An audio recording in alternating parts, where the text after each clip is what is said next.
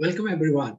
We will speak about how to acquire 0 to 100 or the first 100 customers for your software as a service SaaS business.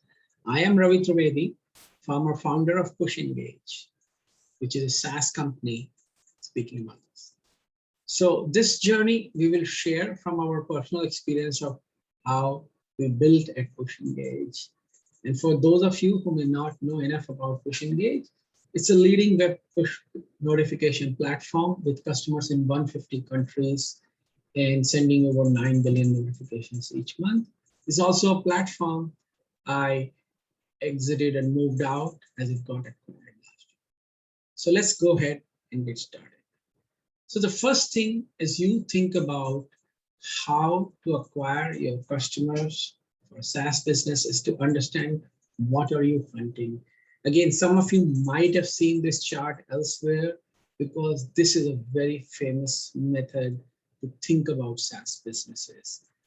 Just for full disclosure, no animals were harmed and the word hunting here is only notional. So here the key is there are, say, 5 ways of building a 100 million business. Are you in the market of hunting a bee, or in other words, somebody who pays about $100 in a year, or a mouse, or a rabbit, or a deer, or an elephant? So as the average ticket size for the full year was higher, so the number of customers that you need to add reduces. The tactics that we deploy for different ticket sizes and different segments are very different. Now, this session primarily focuses on what I would say mainly the rats, deers, and some and rabbits. So small, medium businesses with some enterprise. It does not cover enough if you are a super large enterprise where the average ticket size is about $100,000 a year, or very small consumer, although some of these elements would apply. So having said that, let's kind of move ahead. Now remember, when you are acquiring the early customers, the tactics vary as per the stage. In the very early stage, when it's 0 to 10, it's about short-term tactics because you're just looking to somehow get the product to be used and get feedback. And as you move to the next stage, you're starting to think more long-term. And once you get to 100 plus, it is 80% plus long-term tactics. You're not looking for short-term hacks or tactics that work and may not maybe scale. The idea is, in the beginning, you may not care about if a method is scalable. You really care about is somehow getting the relevant target customers. Now, on that note, I must highlight that I have done a video on go-to-market. If you haven't seen that video, go to my YouTube channel or wherever you're seeing this, you should go and check that, because that forms the basis of understanding who is your ideal customer and what is the business you're in, because that will drive some of these tactics. Now, having said that, let's look at what we did and what worked for us, which you can maybe take away, and also in general, what works for 0 to 10 customers. Now, we launched at a marketing blog. That is because our product was being used by marketers. We were selling to e-commerce sites and bloggers and media sites, and primarily the marketers or the product managers of those companies were buying our product. So we went where our target community is and launched our site by talking about this channel. We were among the early players in the space. So we had that added benefit that when we approached these marketing sites, they were all eager to hear about how web push could be used and what some of the metrics were. So this is how we launched.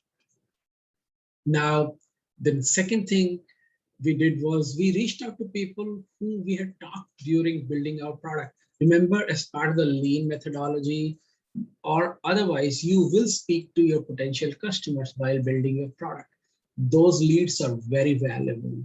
Now you can go back to them and offer your product, which is now ready to be used. So for us, it was e-commerce sites, blogs, affiliates. So that's the second set that you must absolutely look at. The third one is if you do a pre-launch campaign, we did not do it, but if you do a pre-launch campaign, it's usually a good idea to do a pre-launch campaign nowadays, depending on the segment. If it's a mature segment, there is enough, room for people interested in a new product, or if it's totally innovative space. And then when that pre-launch campaign, you have a landing page and you have a place where people put in their emails, and then you let them know when you launch. That would be the third one. A corollary to that could be you put yourself on product hunt on the launch day and acquire your users. So that's the pre-launch or the launch that you do. Again, there's been a lot that has been written about launching on product hunt, and you can research more, but if you have a great product or in a new niche, there's a great chance that the early adopters will go after it, and then you'll have a great start. So that's the third tactic I would talk about. The fourth one is, if it's a mature market, I've always seen the ads are a great way, whether it's a Google AdWords, to where I see more targeted customers, or Facebook or Insta or some other network, depending on where your customers may be. They usually, especially if you're bidding on those transactional or bottom of the funnel keywords that people convert on. That's something always works. Yes, you have to spend some money, but there's so much more value in getting more customers to use your product early on, that I believe that one must at least have minimum budget, so you're able to get these customers very quickly. And then finally, I guess, or lastly, I guess 2-3 more elements. One is you do leverage your personal network. For us, it was, I looked at my LinkedIn and reached out to people in the target profile and saying, hey, listen, this is a product I've just launched, and this is the benefit it has. Would you like to give it a try? We have a free trial. It's a do-it-yourself. So that's something we also looked at. And then the product-led virality, the powered by worked for us. We use powered by push engage when the pop-up came. And it just depends case by case. If you have an ability to do it, don't forget that it can lead to, quickly adding up, customers for you. Another point I want to list is, as you kind of acquire customers, you need to make sure that your experience end-to-end is amazing, that they are able to be onboarded. And if they have challenges, which they may have because it's a new product, that you have an exceptional customer support.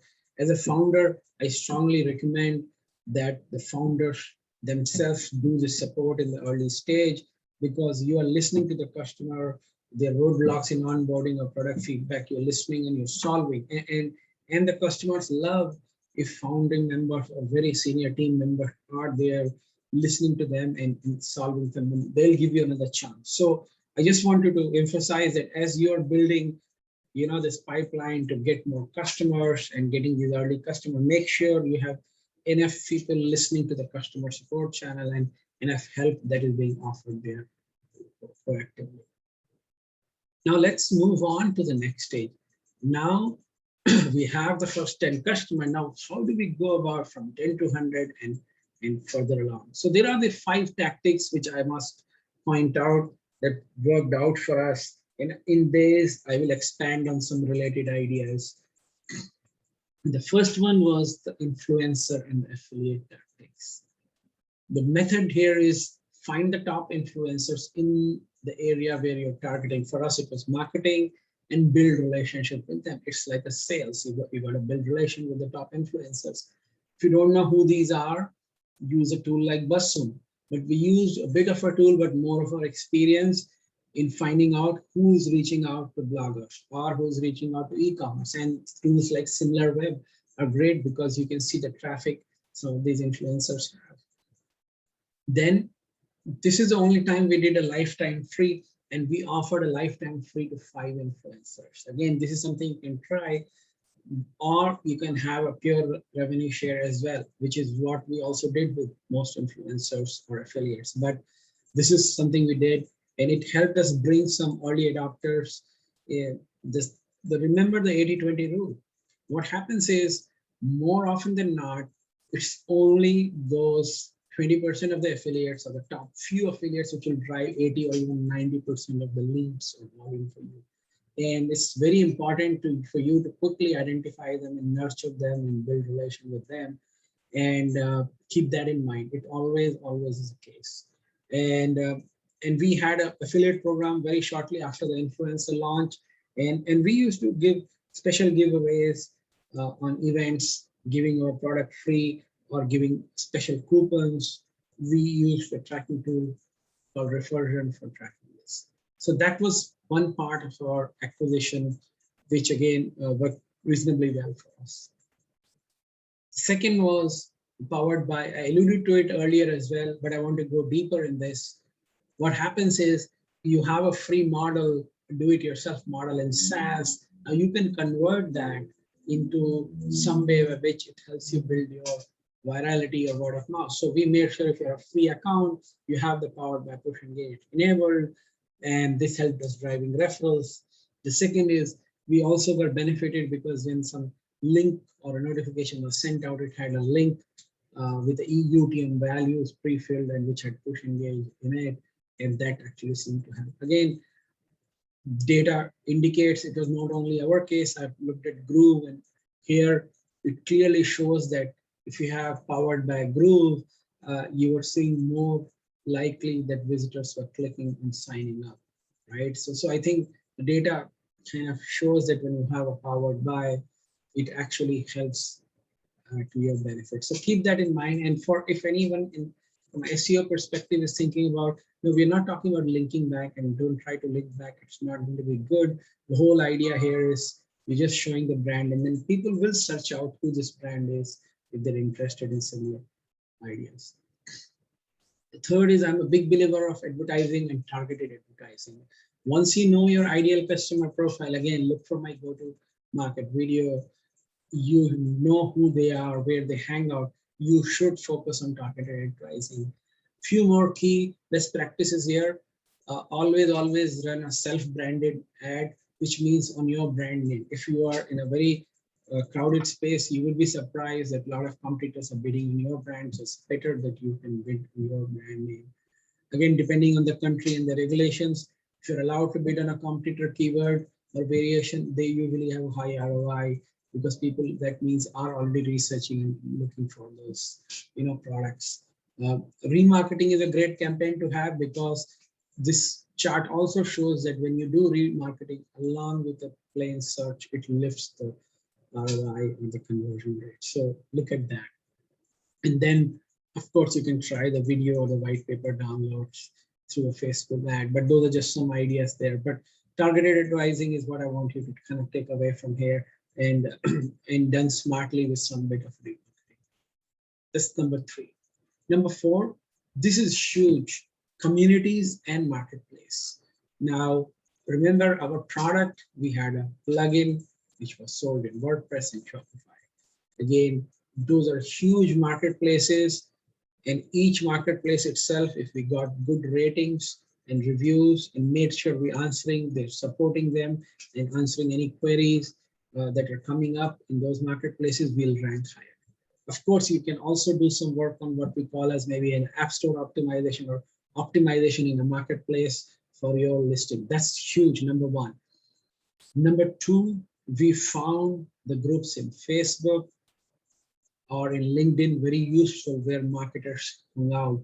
And we had me and some of our team members being there. Again, we were not selling anything. The whole idea was we were trying to help them. And if there was a relevant query, we were able to offer how Push could help that user. Quora, number 3, amazingly effective for us. And I've seen this work for many folks.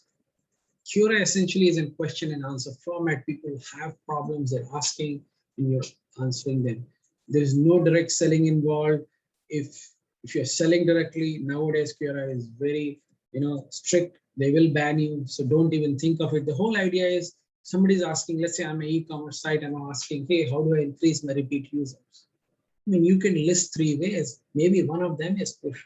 related, but that's fine as long as you're neutral and you're answering objectively. So that's very important in Quora. But Quora has amazing set of folks, some deep answers. Also, the benefit of Quora is that a lot of these answers rank very high in Google search. So maybe you may not be there in some of those keywords, but by virtue of Quora, your answer would be read because Quora answer has been ranked high. Just keep that in mind. We'll talk about SEO in the next slide, but that's huge. Reddit, again, not that we cracked a lot, but we saw some good communities around new launches, and there were some marketers we found over there. Some people also talk about advertising in Quora and Reddit. That is something that one can look at. It's something, if you can find enough community that's out there, who's your target market, you could do that, right? And then we looked at growth hackers, inbound.org. Now, these are amazing places where marketers hung out, and these are the places we were looking for.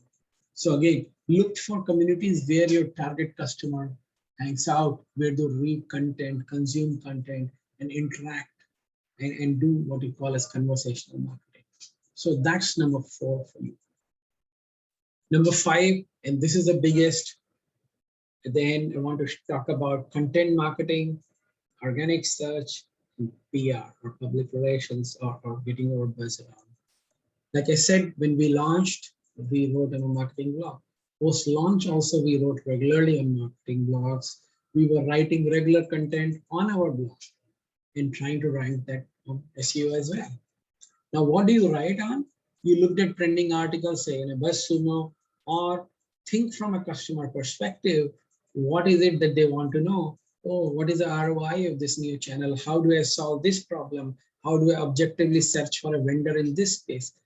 Or look at your help desk or your support system and see what are the questions which are coming again and again.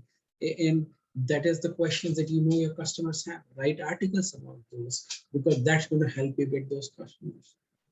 Third, we were hosting our own webinar. You could host your own podcast, webinar, and invite guest speakers. The benefit of that is if your guest speaker has a good reach, you will reach out to their audience and their network. For us, most of the webinar speakers were international because we were selling globally. So we wanted to, let's say, once reach out to folks in France versus Italy versus South America. And we had speakers from all over these geographies and helping us go deeper into countries, as an example. Again, the podcast and webinar is a long-term strategy, it requires investment, a lot of thinking, and only if done well can yield good results. But it's an amazing way to consume content, because we see as people during COVID or otherwise had time, they were able to listen to podcasts and consume deeper content. Now, moving on, what else we did? We were, like I said, conducting regular webinars, but on the other side, we were also trying to look at opportunities for ourselves for speaking in conferences and doing and being a guest speaker on a podcast and being a guest speaker on a webinar. Now, these all benefited us because we were very focused on which of these we attended. They were typically where there was target audience available, where our target was listening to. The other side benefit of some of these is that, of course, if it's the target audience related conference and podcast and webinar, huge benefit. But let's say if it's not so targeted as well, there is some SEO benefit. And so for that, we would also look at doing that, right? Now, one of the principles we followed was we never looked for any of these in a paid format.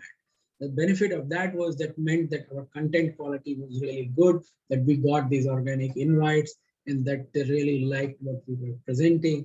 And that basically was huge for us, because we didn't feel that we should be, buying our way to be the speaker at a conference X, right? So we followed that by and large in 99% of the cases, and it worked out. The third one here, huge, which is getting reviews. Now, reviews is how a customer buys the product. So we did it in marketplaces, and we did it whether it's Shopify, WordPress, G2 Crowd, Captra. Huge, because customers want to write about their experience and share that, and it helps other customers make the buying decisions. We wrote white papers and lead magnets, and then nurture those leads. An example of that was we did a benchmark study to benchmark the performance of push notifications across geographies and across industries in anonymous data, which again, given our scale, we were among the first to present that. And that was huge because everybody wants to benchmark what they're doing against others in their industry and where there is room for improvement. So that was an example of a lead magnet, which people downloaded and gave us emails, and then we were able to nurture those leads. Last but not the least, SEO, search engine optimization is huge. I cannot emphasize this enough. There are companies in the space who have done search engine optimization well, have grown on to be the top 3 or 4 in that space. So this is almost an exclusive in-depth topic. So think about, you need somebody both from a technology and marketing perspective looking at it in a very active manner. The key things I guess I've just written here is make sure you're checking your search console regularly, avoid any technical errors because they just, have those penalties which Google or Bing will apply. Make sure your page is loading faster. If possible, support AMP pages. I guess those are the few top ones for SEO, but those are key for you to rank higher. That's huge, especially if you're in a global market and selling globally, because you can sell to any country if you rank higher in these keywords. Finally, I want to leave you with the AAR model. We spoke about only acquisition in this presentation, in this video. How do the users find you? But do not forget the activation, the retention, the revenue, and the referral from it is equally important. In fact, how many people have a great first experience, how many onboard successfully, and they come back, eventually will have an impact on the reviews and on your SEO. So these are all related. And of course, on the flywheel that you're creating. So keep the later part in mind, look at those metrics, look at measurement on each of these and finding those friction elements and removing them, right? So all the way from acquisition to referral, you need to get the flywheel to go. All right, so with that being said, this is a summary of tools we kind of looked at in this talk. So feel free to check them out and there's a lot more. All right, thank you so much. This was great. Hope you found it useful. Thanks.